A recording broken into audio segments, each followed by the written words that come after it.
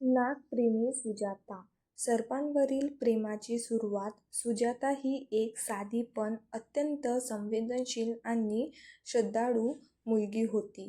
तिचं बालपण निसर्गाच्या सानिध्यात, झाडाझुडपात, पक्ष्यांच्या गाण्यात आणि वन्यजीवांच्या कुशीत गेलं. पण तिचं मन विशेष आकर्षित झालं ते नागदेवतेकडे. लहान वयापासून तिला सर्पांची अनामिका ओढ वाटत असे. इतर मुलं साप पाहून घाबरायची, पण सुजाता मात्र त्यांच्या डोळ्यात प्रेमाने पाहायची. तिच्या घरी एक मोठं सागाचं झाड होतं आणि गावात म्हणी होती की त्या झाडात कालिया नागदेव वास करत होता. सुजाताला त्या झाडाशी अनोख नातं जुळलं. ती रोज त्या झाडाखाली बसून आपल्या मनातल्या भावना बोलायची. कधी दुःख, कधी आनंद, तर कधी मनातले प्रश्न. आणि आश्चर्य म्हणजे तिला असं जाणवायचं की त्या झाडातून, त्या नागातून तिला शांत उत्तर मिळत आहे. कालिया नागाशी आत्मिक नातं. सुजाताची भक्ती इतकी शुद्ध होती की कालिया नागदेव तिला लपून-छपून ऐकत असत. तिची जी काही बोलायची ते सर्व तो ऐकायचा. हळूहळू त्या दोघांमध्ये एक अदृश्य संवाद सुरू झाला. जणू भक्त आणि देव यांचं अतूट नातं.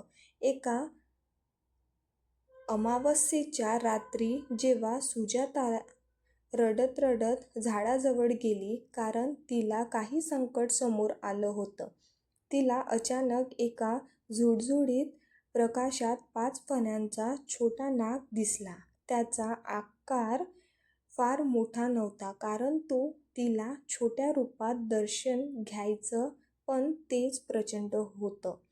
तो तिच्या समोर आला, डोळ्यात करुणा आणि आश्वासन घेऊन.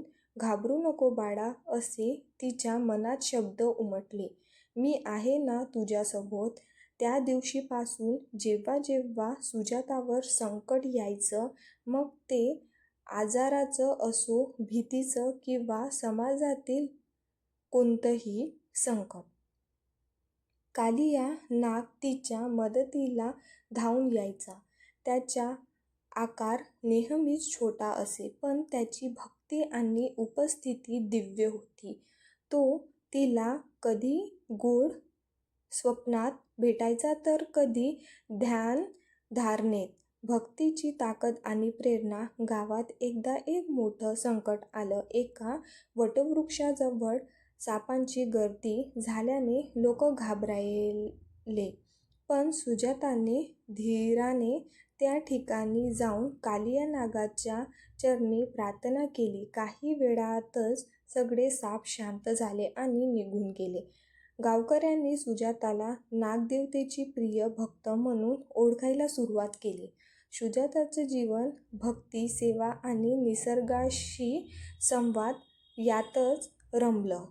ती नागपंचमीला सण म्हणून नव्हे, तर आपल्या स्नेही देवाला अभिवादन म्हणून साजरा करायची. आजही तिच्या कथेचा उल्लेख झाला की लोक सांगतात, ती फक्त सर्पांची भक्त नव्हती, ती साक्षात प्रेमाची देवता बोलवणारी होती आणि तिचा देव तिला 5 फण्यांच्या रूपात भेटत होता.